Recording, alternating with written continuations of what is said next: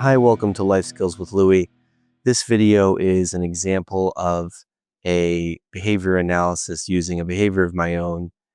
And this all falls within the Connecting to Clear section of Life Skills with Louie. If you haven't watched the video about behavior analysis, as well as the introduction to behavior analysis and missing links analysis, you may want to do that to understand this all better. And if you haven't watched the introduction to the Connecting to Clear series of skills, please watch that to understand this whole section.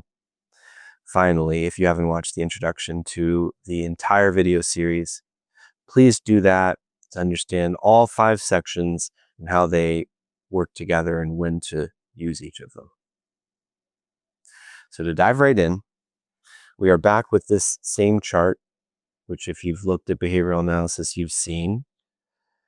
I took this from dialectical behavioral therapy, which is where I learned behavior analysis. It's also within cognitive behavioral therapy. And I tried to make the image as clear as humanly possible and as simple. So it's more likely you're going to remember it. So I'm going to give an example that is well known to me from my own life that I'm still working with to help you just bring this somewhat complicated concept more into context. So for me, an action that is not particularly effective is watching shows or a movie later in the evening. It is pleasant, possibly relaxing. It's an escape, and it tends to affect my sleep negatively. If I look at my body signals, I realize actually it does kind of stress me out. I have a very strong imagination, and yet I find myself still doing it. So this is a perfect example to use behavior analysis, which I have many times and to good effect. So reminder in behavioral analysis is all about repeat. It's not about it works out perfectly, you stop something right away. You're always learning something new. So I'm going to talk about this and use a hypothetical example to talk about different elements that I've learned over time from all of this so you can really see how it works in practice. So I'll start with, I'm going to talk about all the elements and then I'm going to talk about all the possible solutions so you can see how many there are. So the ineffective action is watching shows in the evening. So if I were to be doing this for myself every time I watched a show, I would in my mind or in a journal, as soon after as possible, maybe that evening afterwards or the next day, start this map. So I would kind of put down, okay, well, I did this. I watched shows again. I watched shows for a couple hours. And the consequences, well, like first right away, I felt excited. I felt happy. The later consequences were that I was more stressed. I didn't sleep well, but we're more focused on the joy, the pleasure I got out of it.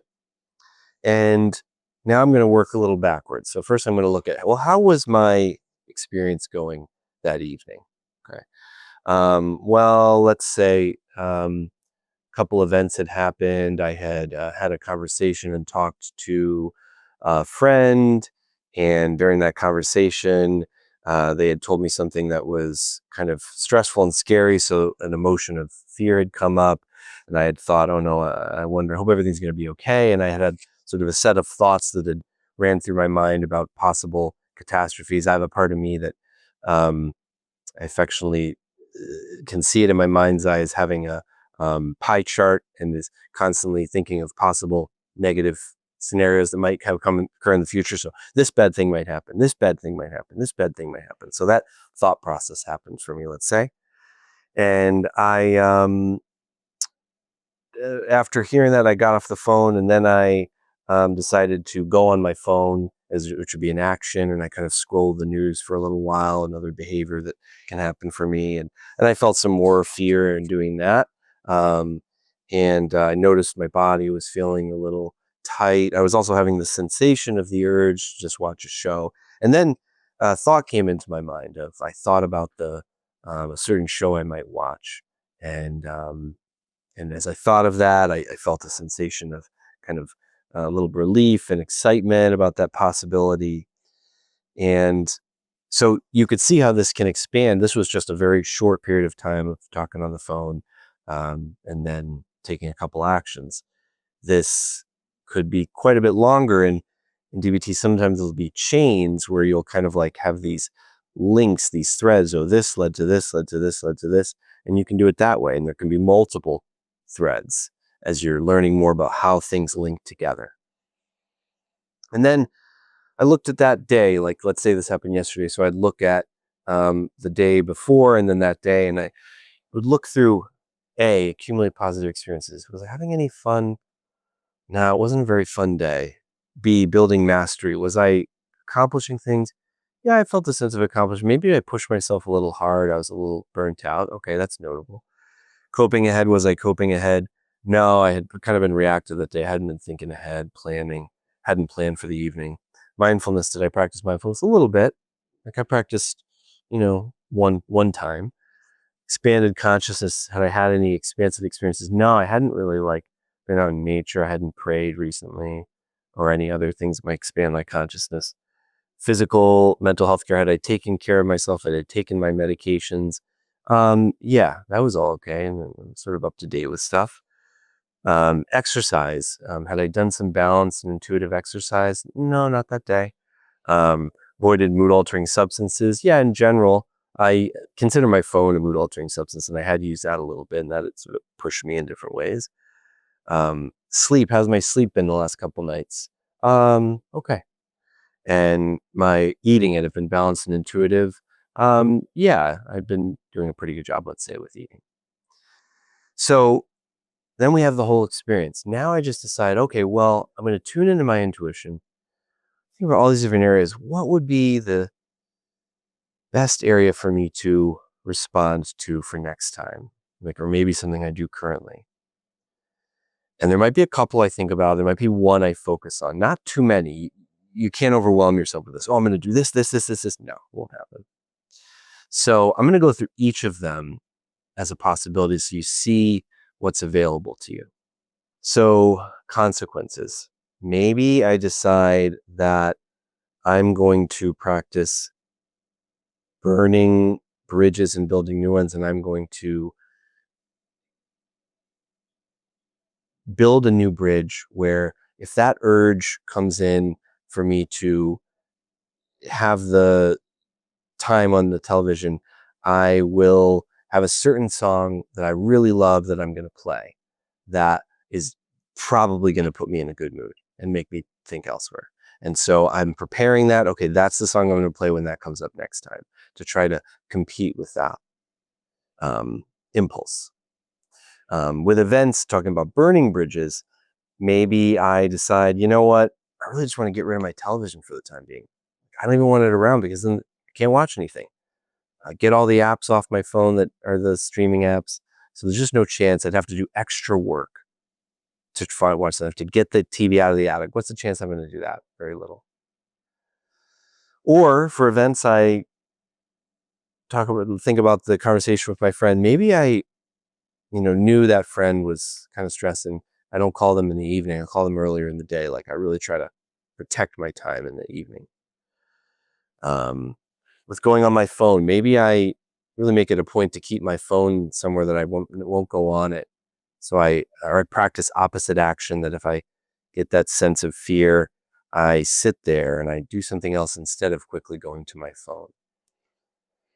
Or with fear, which can paralyze me, instead I go out and I take a walk. That would be an opposite action to fear, which instead of contracting and becoming paralyzed, get moving, re-engage.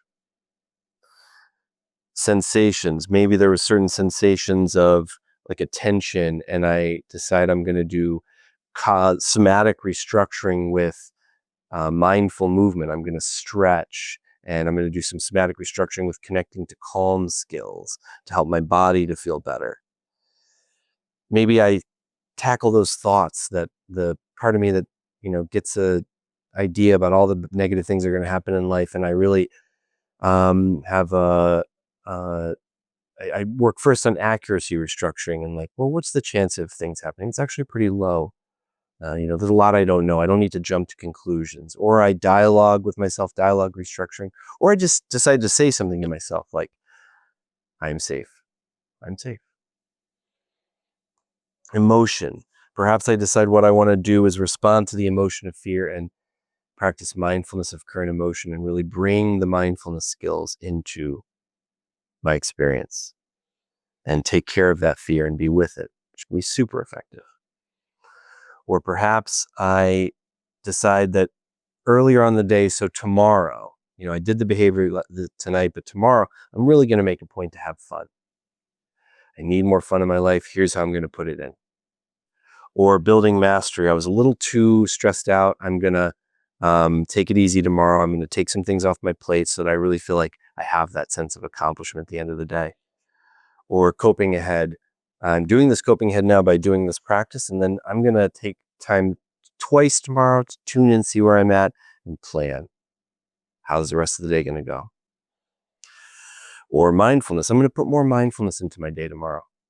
Or expanded consciousness. Right, I forgot how much prayer helps me. I'm going to practice more prayer, especially in the evening. Or physical mental health care. If I didn't take a certain important medication, I'm going to take that medication. Or balance intuitive exercise. That walk every evening. If I take a walk, it's much less likely I'm going to watch the show. Avoiding mood altering substances. I'm really going to put my phone away. Not going to have it be part of my experience in the evening. Sleep. I'd said it was an issue, but if it was, okay, how can I work on my sleep? I'm really going to try to make my sleep better. I know that affects me. Finally, balance intuitive eating.